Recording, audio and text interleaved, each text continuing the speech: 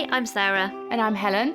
And this is the Squiggly Careers podcast, where every week we talk about a different topic to do with work and share some ideas for action and tools to try out that we hope will really help you to navigate your squiggly career with that bit more confidence, clarity and control.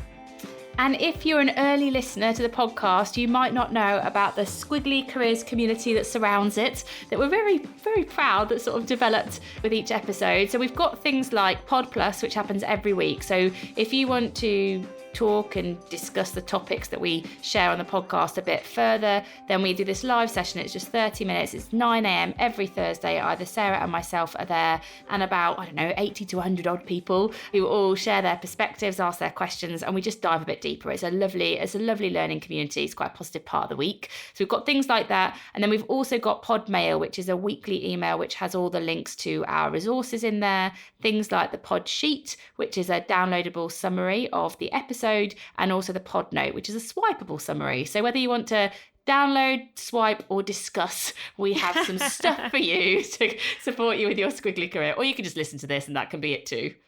And it's worth saying that it's all free, and it will always be free as part of our commitment to making careers better for everyone. And we're also doing our best to design everything so it's really shareable. And so we know that increasingly people are sharing maybe things like the Pod Note with their teams, or people are completing the Pod Sheets together with managers.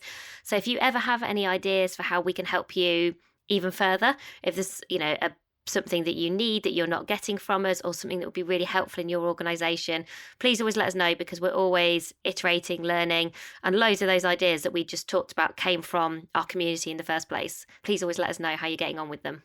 And you can email us with just Helen and Sarah at squigglycareers.com with any of those ideas, and we will do our best to act on them. But this week we are going to be talking about a topic close to our hearts and close to our business as well, which is learning, because it is Learning at Work week when this will be going out. So I'm sure people will be listening to it outside of that week. And learning isn't just for Learning at Work week, everybody. But we thought it might be useful to talk about some of the benefits of prioritising your learning. If it's not already obvious, there are some things specifically about squiggly careers that make it very important for us to prioritise. But we also want to acknowledge some of the barriers that can get in the way. And once we've talked through that, we then have lots of different ideas so that you can invest in your learning at work. And the way that we've structured this, I'm quite excited about this. We've got 5 different questions, everything from how could you learn if you want to learn with someone else, or how could you learn if you've not got any money to invest in it. We've got 5 different questions, and Sarah and I have taken those questions away and have both come up with some ideas for action about what would we do if that was the question that we were thinking about, and we haven't shared our answers with each other. So you're going to get 2 very different perspectives on how we would respond to those challenges, which means that you get double the ideas for action out of today's episode on ideas for your learning at work. We'll do benefits and barriers pretty quickly, because I think the interesting part is probably part 2 of what we're going to talk about today. But worth setting the scene, I think, for learning within squiggly careers, because we are doing quite a few programs on everyday development and creating learning cultures with lots of the organisations we work with. And it's so interesting, I think, particularly to talk to people about the practical barriers and the day-to-day reality of making learning sort of part of how you work, and how much of a almost transformation that takes for a lot of people, because we just don't feel like we are learning as much as we need to. So why is it important? I think the first thing is, from a career resilience perspective, we want to keep our knowledge new. And when we say new, we don't mean always sort of adding new stuff, but it's really this idea of what are we unlearning, relearning and learning all of the time. I think when there is the change in uncertainty that we're all very used to now, and we don't probably need to remind ourselves of, we don't want our skills or our strengths to stall or stand still. So we always want to be thinking about, well, how can we make our strengths stronger? What are the new skills that might be really useful? If I want to develop in new directions, what are some of the people I might want to learn from? And so we kind of want that work in progress mindset and mentality when it comes to our learning, really getting away from learning equals going on a course or feeling like you're sitting in a classroom, which is actually a harder thing to let go of than I think we sometimes give ourselves credit for, because most of us grew up thinking learning should look like going to school. And I still have to, sometimes remind myself of like how we broaden our horizons when we think about learning. we also know that learning is a really important part of staying curious and making curious connections. So I think it helps you to build your relationships. It helps you to build relationships, particularly beyond the ones that you need right now. So outside of your day to day. And there's a great phrase that someone in our community shared with us that's always really stuck with Helen and I. I'm sure we've talked about it before. Someone said to us, you've got to make sure that you collect the dots so that you can connect the dots. And when we're all trying to spot opportunities to add value, we're solving new problems or difficult, knotty problems. If you're doing lots of collecting the dots and lots of learning, you sometimes don't know how they're going to come together to be useful. But it's almost one of those times where you need to sort of trust the process. That's often what I remind myself of with some of the learning that I do that is maybe less linked to my day to day, is sort of trusting it will become useful. It might not just be useful tomorrow. And then some of your learning, I think you have more of a direct link to, well, how can I put this into practice straight away? And so I think just that the range of learning and designing our own development in a way that works for us, I think is so important. And so now let's think about some of the things that get in our way. And again, I don't want to depress everybody, but I guess we just recognize these things and it would be wrong to ignore them. I think one of the biggest barriers that we face and when we talk to other people that always comes up is time. Now, it already feels like we're trying to fit a lot in and then we're trying to learn on top of it. And particularly when learning feels like going on a course, it feels like another thing we've got to fit into our days rather than just seeing learning as about the way that we're working. It feels like this is an extra thing to fit in, and that can feel quite hard. The other thing is about budget. So sometimes when we think about what we might want to learn, one of the biggest barriers can be how much that thing might cost. And again, that can be because we think about it being as a course or maybe it's a program that you want to go on. But I've definitely been in situations where there have been specific things that I wanted to learn that I couldn't afford to learn myself, but then I also couldn't get that investment from a company because like the learning was limited by level or there was some hurdle I had to go through in order to access it.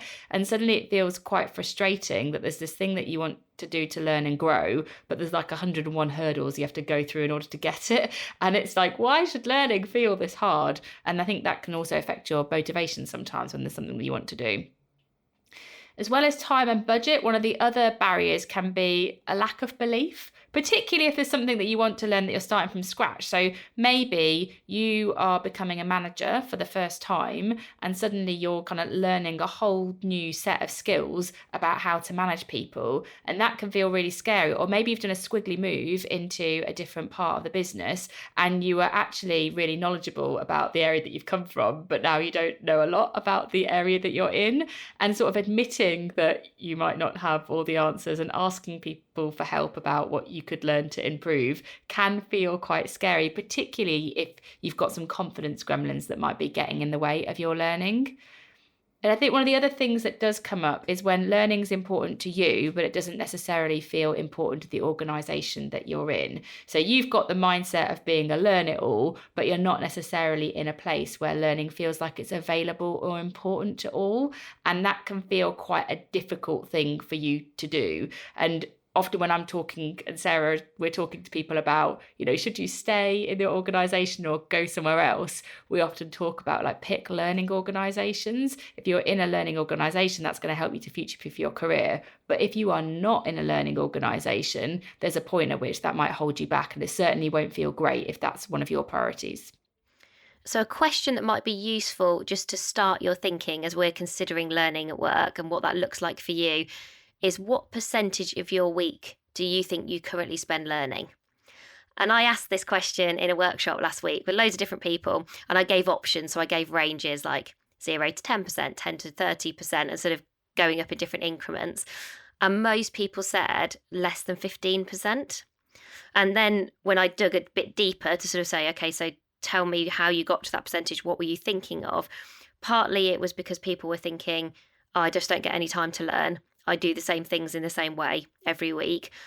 And part of it was also how we frame learning. So because we are very limited often in how we label learning, it was like, oh, but I don't do it. Those automatic labels of learning like workshops and courses, that feels like learning. So that's an easy thing to identify and that adds up to my percentage. But anything beyond that sort of almost doesn't seem to count or feel like feel like learning for people.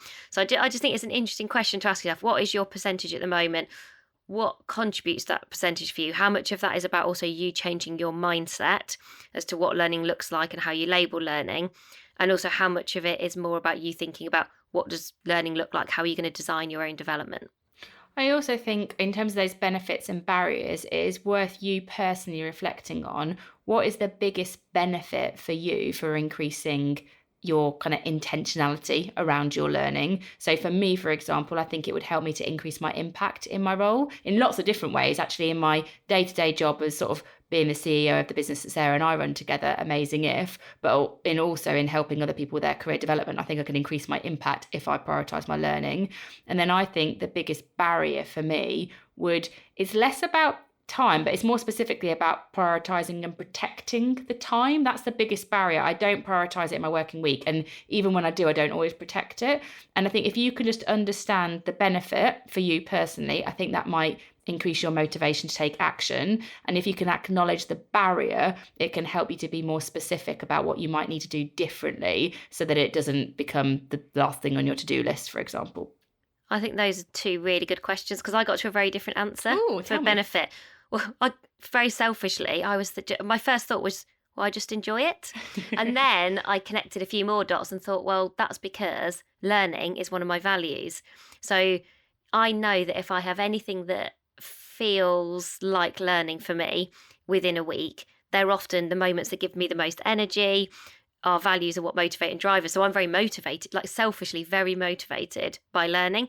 I almost think I could often spend quite a lot of my week sort of in a learning void in quite an enjoyable but not very practical or commercially successful way. but I would enjoy it. I could design that, I think, quite easily. So that benefit question was a really good one for me. And I hadn't thought of that until you sort of distilled it in that way. And the barrier for me, I think, is sometimes about figuring out how do I learn best. So less about prioritizing it, as you say, and then kind of keeping that priority, but more about, I think I sometimes attempt to learn in ways that don't work for me. And when we answer some of the questions we're going to talk about later, I think I'll bring that to life a little bit more. So for me, it's sometimes taking the ownership to design my own development that's the barrier, not the prioritizing it. But a little bit of feedback for you. I really see the benefit when you do. Like, your energy and your ideas are both multiplied and it's actually a different kind of energy you bring back when you've been learning. It's like a happy energy. You're like, oh, I've just loved what I'm doing. And there's a very happy Sarah. I see that in you. So we have covered learning before, as we said, it's a topic close to our heart and something we're both really, really passionate about. And I think what we've covered more before has been sort of the principles of like how to be a learn-it-all, for example, which we did a podcast on. And we had some ideas for sort of unlearn, learn and relearn in our first Harvard Business Review article that we did. And we'll put the links to those in the pod sheet so that you can access them. But what we wanted to do in this episode for Learning at Work Week is really give you some practical things that you could do to invest in your learning, like things that you could read and watch and listen to, or perhaps courses you can go on, but very much from mine and Sarah's perspective. So we've got these 5 different questions. Sarah and I have taken them. We don't know what each other's answers are. So they're going to be really boring when I'm like, yeah, same. Or actually it might be like, oh, I didn't know about that. Well, you're looking weirdly excited about this. So I hope you're not going to be disappointed. You're like really grinning. Because I found an event that I want to go to. Okay. I was like, there is some reason why you've got like a massive grin on your face. And I was thinking, is she just really excited about the podcast? I did get really excited at first. I was like, oh, I've got to remember to look at all these things. And then when I started taking these questions away, it really forced me to find new learning. So I guess that's the other prompt as well, that we are going to share some ideas with you, which you might want to just act on because you're like, oh, I didn't know about that. I'm going to go and find that thing they talked about. But also answering these questions for yourself or maybe in a team could be really interesting so that you could borrow some ideas from other people that you work closely with too. So, Sarah, are you ready for some fun learning I've got questions? my special separate notes so that you couldn't see them. It's on my phone. Okay. Yep, I'm ready. So, question number 1, how would you learn at work if you felt like you had no time to spare? So I'd got 3 ideas. My first idea was, how can I experiment with what I'm already doing? So I don't think learning always has to feel like an and. as in like, oh, and I've got to add this to the end of my day. And I think often that's one of the things that we hear from people is, oh, I feel like I have to sort of almost do it in my own time. And I think your starting point should be to look at your week and think, well, where are my opportunities for learning this week? So even today, I wonder if I was slightly had like a bias because I knew we were doing this podcast, but I was doing a workshop where I experimented with a different sort of tool in that workshop that I'd never done before, and it felt quite risky. And that was a bit about me learning about how to introduce a new idea that I'm not the expert in. I didn't really know if it was going to work. I wasn't sure what the feedback was going to be. When I've got no time, I don't always think time is the starting point. I think it is look for the opportunities to learn in your week and then think, well, what are the small experiments in terms of what I could do differently that might just help me to learn some new skills or to make some skills stronger. My second thing, which does take a bit of time, but I think you can do this in 5 minutes at the end of a day, is ask yourself the same coach yourself question every day for a week. And I think there is something useful about the same question every day for a week. And I think those questions could be something like, when was I at my best today? Or what gave me the most energy today? Or what was I most proud of today? Or what was most difficult about my day? Essentially they're self-awareness questions. And I think just by doing it for at least a week and doing the same question just for 5 minutes, you might just do 5 minutes thinking about that for yourself, or you might do a little 5-minute mind map. Interesting to see what trends and themes come from doing that. So I think almost like if you've got a question mark about one of those areas, or you just want to increase your self-awareness, I think you would learn by doing that. So that was my second idea. I don't know how many ideas you wanted, but I've only got one more. I mean, one, but yeah, keep going. Oh, okay, sorry. And then my third idea was if I really feel like I've got no time to spare, I still feel like I enjoy my days more if I have read, watched, or listened to something short that has been a catalyst for my curiosity. So I read a really good article called How to Become a Better Listener According to Science. And there was one statement in that really stood out, which was stepping outside our ego cocoon and making an effort to put ourselves in someone else's shoes will significantly improve our listening skills. So I want to go back to that article and I want to spend some more time with it. And I went through it quite quickly, so I couldn't tell you loads about that. I could tell you some key themes, and I've saved it in my to come back to articles. But that statement, that ego cocoon, I think that's a brilliant description and a really memorable way of describing it. And I felt like I'd learned something there and collected some of those dots that we described. So there was 3 ideas and you just said you only wanted one. So already I am not responding to your brief. Well, no, because I've got 3 too. Oh, you just told me off for having 3 and then you're like, oh no, I've done 3 too. Okay. Well, but one of them was the one that you had. So I also had the increasing the experiments one. So I think that's a really good way to kind of fit learning into your day. Yeah. My different ones, one of them you'll hate. You'll be like, oh, Helen, that's so you. But this one I think you'll like, focusing on feedback. So I actually think one of the best ways that you can learn is when you get lots of feedback. And actually, if you're going to do experiments, getting feedback, on what worked well in that session when I did that, what do you think would be even better if next time, is they go together really nicely. But just generally asking somebody, how did I come across in that meeting? When do you see me at my best? How could I increase my impact if I was going to do that again? Those sorts of nice questions, I think they will help you to learn about yourself from other people's perspectives. And again, I just think about that as data for your development. You don't have to respond and react to every piece of information you get when you ask those questions. You're just learning about your impact on other people and collecting data for your development. So focusing on feedback. And actually, Vivi in our team coined a phrase for that yesterday. I was doing my Instagram takeover, which I committed to on this podcast. And then because I'd said it out loud, everybody remembered. And they were like, when are you doing that thing? So I actually had to do it. And Vivi was giving me some feedback as I was doing my Instagram takeover. And she just called it fast feedback. And I was like, oh, I felt like I learnt more yesterday, partly because I sort of combined an experiment times getting fast feedback. So this idea of I think fast feedback, if time is your challenge, a bit of fast feedback. I sort of did one thing where I probably hadn't appreciated that it was as useful as it was if she hadn't have told me.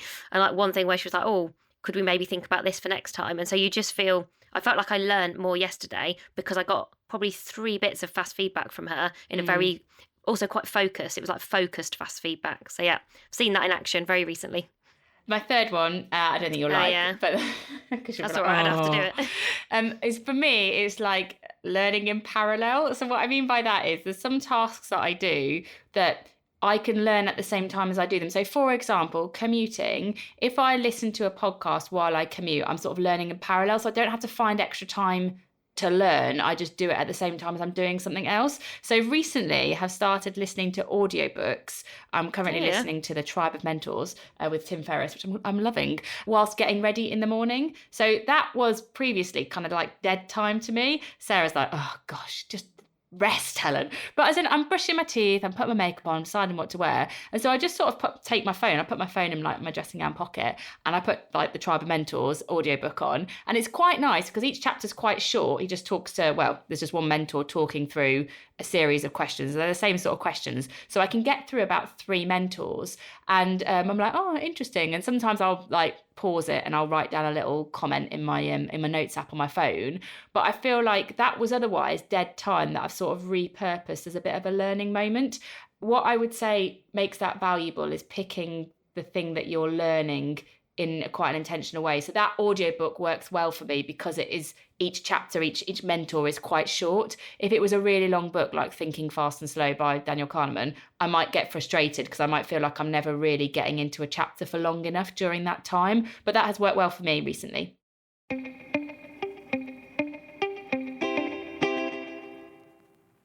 Okay, so our next question is, how would you learn at work if money wasn't available to you? Okay, so my first thought, because this has happened to me a lot, and I know it's happened to you, like we've both wanted to do things in the past that cost a lot of money, and sometimes your organisations can fund those things, but often they can't, or they can't straight away. So my first thought is, well, how do you respond to that when you basically get told no?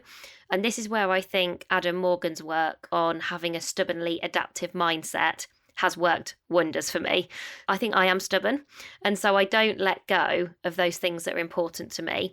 But I am good at thinking, well, not now doesn't mean not ever. And what are the other ways or opportunities that I could reach that same outcome, but it might be funded in a different way? So whether that is things like I've done like sponsorships, I've applied for awards, I've looked for industry funding, basically been as creative as I possibly could in terms of thinking, well, if my organisation can't fund this or could only fund part of it, could I fund some of it? Like typically, often not, but occasionally there would have been bits I could have funded. And sometimes those programmes that I've wanted to do or learning that I've wanted to do, I have had in my mind for 2 or 3 years before I've been able to make happen, but I haven't ever let go of it. And there would have been a point where maybe if I'd not found a route, I think I would have found a different way, but I have always been able to find a way ultimately. And I think it's when I know it's the right thing, because I'm not just sort of plucking something I want to learn out of sort of thin air. It's something that I have really researched and probably talked to people who've already done it before. I've really immersed myself in, does that learning look and feel right for me? I'm really clear on why I want to do it and how I think it will help me. And then I sort of really stick with it.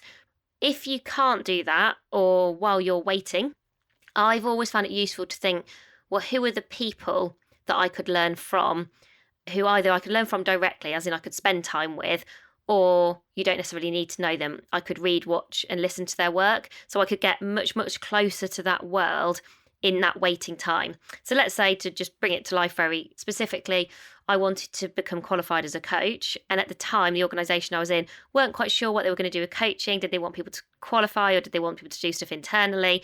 So I got a waiting period where they hadn't sort of said not ever, but it was a not now. So I was like, okay, well, I'm going to hold out for it. And during that time where I was sort of waiting, I read some books. I did some sort of shorter programs and alternative ways to just learn a bit more, not quite into the depth that I was ultimately hoping I was going to get, but did some things that I could just sort for myself. I think it goes back to that mindset of creating, not waiting. It's like, what are all the things that I can create, almost like while I'm waiting, in the hope that I'm still going to be able to make that ultimate thing happen. But almost then, even if I don't, I've still learned a lot. And if anything, I think those things then mean you're in an even better position when you do then get to do, hopefully, the thing that comes your way. And learning from people, typically lots of people are prepared to share their learning with you, because it's quite a privilege to get to do that. And you don't, like I said, the access to that I think is so different now. To say when we started out in our jobs, if I think about there was internet, but it's certainly not quite the We're same. not that old. There was. No, I know, but I remember dial-up. So, I when you're dial up the noise, yeah. when I think about, perhaps when at the start of my career, just the access and the amount of free, good quality learning that is out there now, I sort of feel like if there's a will, there's a way. And that might just be me being overly optimistic. But I found in my career pretty much every time I've wanted to learn something big, that's felt like a really big skill or a really big program, I have always got there, but it's sort of like brackets in the end. The stubbornly adaptive approach. So mine is slightly different. I have done a lot of what Sarah said, but that actually wasn't the answers that I'd written down, which is quite nice. I've got different ones. I had got learning from other people. So I'd gone with, if you haven't got money available, I'd gone go get a mentor, because mentors are free. So think about what you want to learn and who could help you to learn it. So rather than going on a course, go and have a conversation with somebody about that thing. Mentors have been a big accelerator of my learning. So for example, in learning about how to improve the way that I run the business, going to talk to other people who run businesses has been a really good way of me learning. And that has generally been free. Occasionally cost me a cup of coffee. Yeah. Occasionally cost me a cup of coffee. The other thing that I had put on here was more about how to make learning last, was going in my mind a little bit.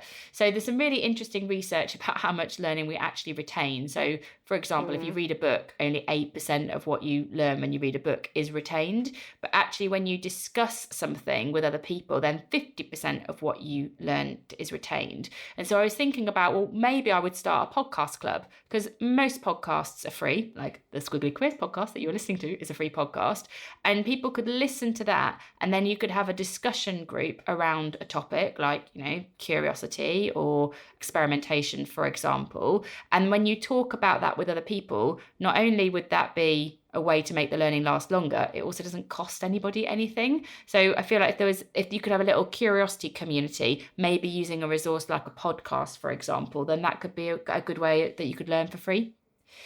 So questions 3 and 4 we're going to put together, because really the variable is how much money have you got to invest. So I loved spending fake money. I really enjoyed doing this. Me too. This is probably my favourite one. So this question is, what would you learn at work if you had £50? That's the first part of the question. And then the second bit is, and what would you learn at work if you had £500? So Sarah, you can't reel off 100 ideas, all right? Give me your best ones. Your £50 idea and your £500 idea. So if I had £50, I would buy a book. Okay. And then I would go to an online event from someone like How To Academy, Do Lectures, or 5x15. I think I've got a few sources of go-to places where if you go to their events, they're usually like £25 to £35, I think, on average. And I would choose by topic or by speaker. And I trust the kind of quality of the curation of those platforms. And usually it's quite doable in terms of, it's 45 minutes or it's an hour or something like that. So there's no newness in there. That sort of, for me, that felt very tried and tested ways of spending £50. So similar, but different places. So Okay. I would also do the events. Some of mine I was looking, where can I get to go in person? So that's probably a bit of a difference, because I would always gravitate to, where would there be some people that I could meet at the same time? The RSA have some, and we'll make sure that all these links are on the pod note for you, but they have some really interesting events. One coming up on the future of venture capitalism and innovation, which was like slightly different. Also, Tortoise are a really interesting media company. They have quite just curious sessions that are around kind of topical things. And then the Idler Academy, Daisy Buchanan was talking there, and it's £7. So actually you could get for £50 you could get yourself a bit of like a series of curiosity sessions that you could do one a month, and it could take you quite far. And they have some really nice discussion. I really like the Idler Academy. I would like this, but they tend to be in the evening, and they really position it as like, come and listen and learn with a glass of wine. I mean, it's BYO, so you're at your own at home with your glass of wine, but I quite like how they position it as a solo social thing, but you can learn with others about the same thing. Interestingly though, when I was diving into, what are they doing at the moment? I went on Tortoise to see what they were doing. And there is a new festival that they've got going on. This is what got me really excited. It's called the Kite Festival, and they have a £50 Saturday ticket and a £50 Sunday ticket, and it's mixing learning and music. And I looked at who was on there and I was like, this is amazing. So they had like artists that I really like. Tom Misch, quite like him at the moment. He's heavily on my Spotify soundtrack. But also Elizabeth Day's speaking. Bimini Bombulash is on there. Richard Dawkins, Julia Hobsbawm on the future of work. I mean, that is £50 well spent. If I didn't have to take my children with me, which is the issue with that, then I would be all up for that. Kite Festival. It's the new Tortoise Learning Festival and it's £50. So that would be my top idea. Right, so you've got £500 now. Where are you going? I would do something that felt far away from my day to day. So that was my starting point. £500 to spend. I was like, I probably wouldn't want to do almost like things that felt familiar. I would want to do something that feels new, maybe a tiny bit scary, some sort of like unfamiliar territory, whether that's topic or people. And I think in an ideal world, I would actually want to do something with people. So I'd sort of want the topics to be away from the day to day. And I think I would want to be away from the day to day. I've always seen that whenever I spend time just away and learning other things, it does sort of open up my brain in new and different ways. Like, like Helen described, you sort of know when I've done that, because I think it also just sparks new thoughts for me on my day to day by being away. So a few specific ones that I've looked at. So I think I've talked about it on the podcast, but last year I did a course on systems thinking with Layla Agrawal, who's been on the podcast, and she does lots of work on sustainability, and her programs are run by something called the Unschool. So I would always do some learning with Layla again because she was interesting, small groups, so it sort of suited me, very immersive, which I also really liked. And I didn't know very much about systems thinking. I say not very much. I didn't know anything about systems thinking when I turned up. And 2 days later, I felt like I knew a lot more. So I think that's the sort of thing that I would look for. And having done that last year, I was like, it feels really memorable. And you're like, I've not got a rubbish memory, but you think, what can I remember from last year? I really remember those 2 days. I remember the environment I was in, the people that I met, how I felt, some of the things that I learned. I think just because it is so, you're sort of so all in. So I think I really enjoyed that. And one that I've got my eye on for this year, so there's something called the Happy Startup School, which is down in Brighton in the UK by the sea. So I was like, I could maybe do something like that. I am going to do lectures this year, which is something I've tried to do for 3 years because of COVID. So that's something, again, that's in Wales. Or something like School of Life. So we haven't mentioned School of Life so far. And I've done a few courses at School of Life over the last 10 or 15 years. I've done the odd day course, the odd hour course. I did a programme on, I think it was like introductory or like beginner's guide to philosophy. And again, I really remember that. That was 6 years ago now. And I remember going every week and it was like half a day. I don't know that was exactly £500, but that is the sorts of things that I would be searching for. Where am I going to meet some new people, learn some new things, be very immersed in it? It actually wouldn't appeal to me that much to do, like 2 hours a week every week. I would much rather go and do 2 days. Albeit that feels obviously hard from a time perspective, but that's what I'd be spending, and I say will be spending my £500 on this year. So mine are different. I've got 2 ideas. They are both quite different things. The first one comes from, when do I think I've learnt like the most? And I think one of the things that's helped me has been getting a coach. And I think you only need that at the right point in time. So if I had £500, particularly if I had a career conundrum, I think that would be £500 well spent if I had 1 or 2 sessions with a coach and I invested it in that, but that I also tried to invest in my self-coaching skills at the same time. So I think that's what makes it sustainable. So, and this is not to PR our own book, You Coach You. I was like, you're best promoting You Coach You.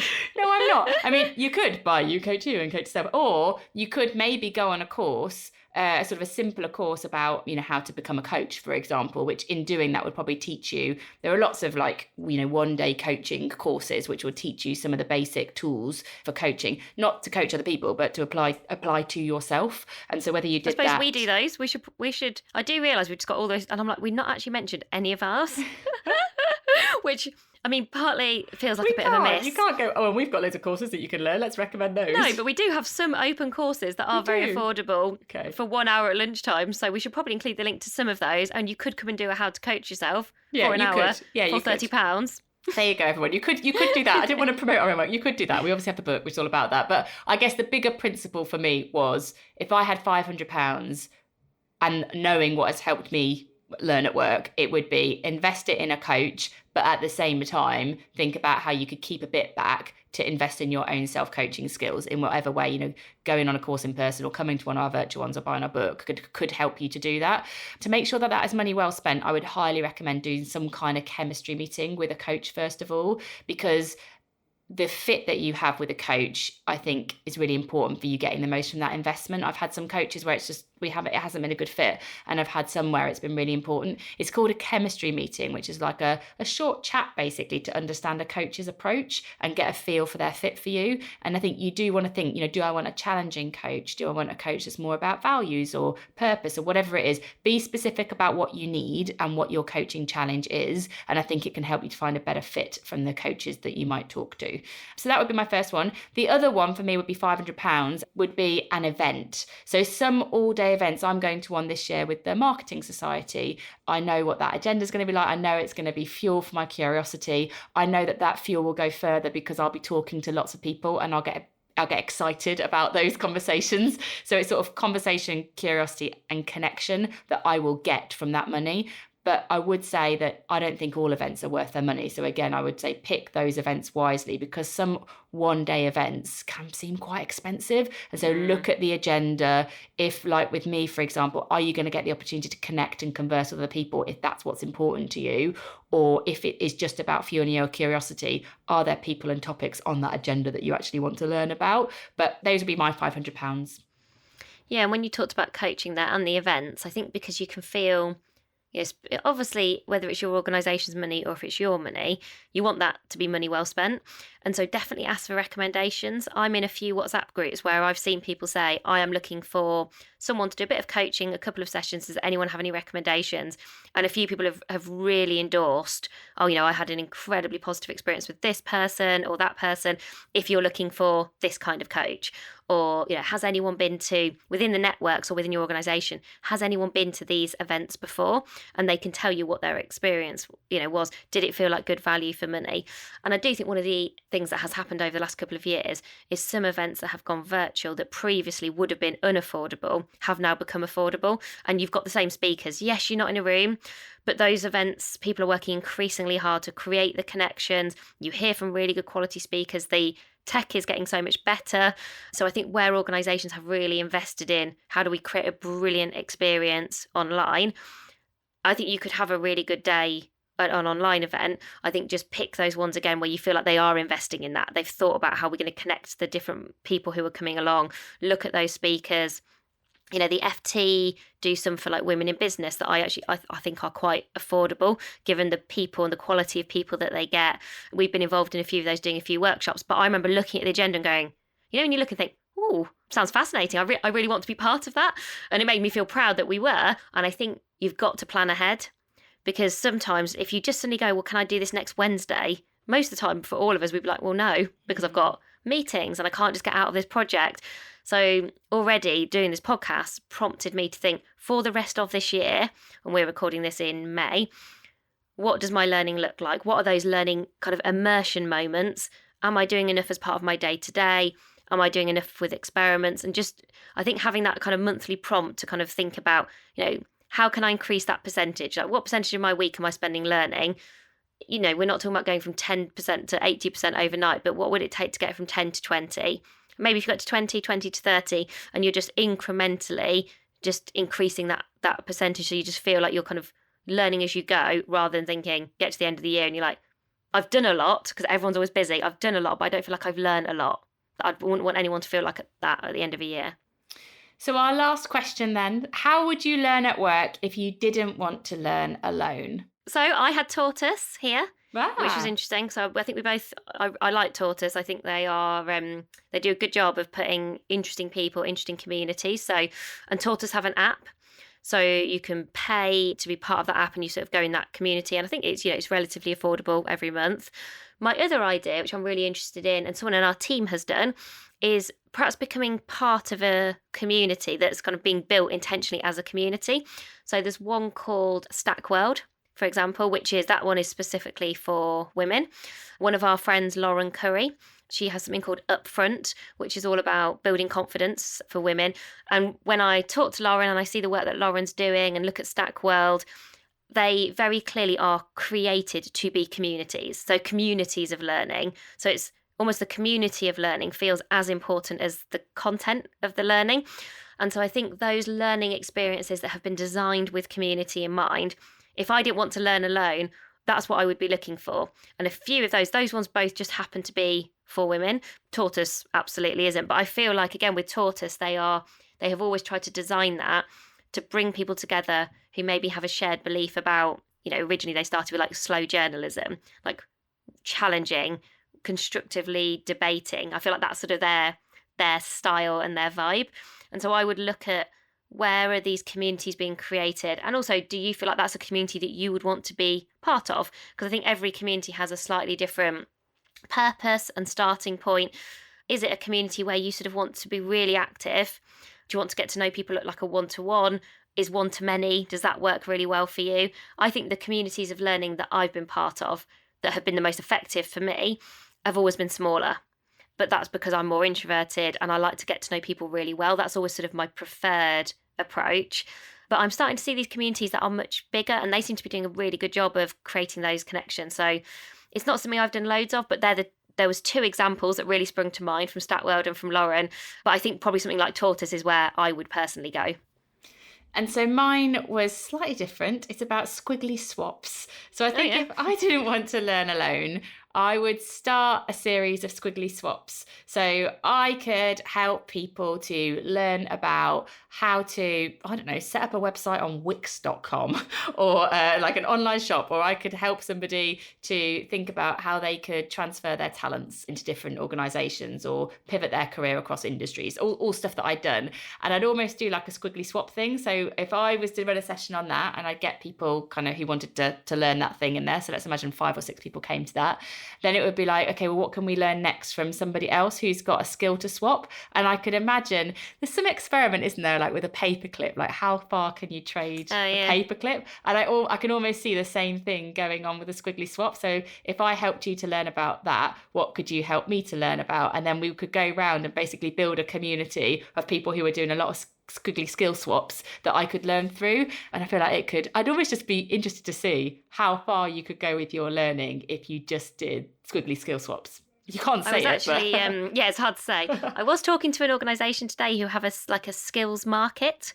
So they actually have a marketplace internally set up where everybody shares their skills, and the intention is exactly as you've described for us, so that it's very transparent about what you've got to give, and then it's much, much easier in terms of thinking, oh, but I need to gain that thing, or I need to get good at that, and then you know who to go to.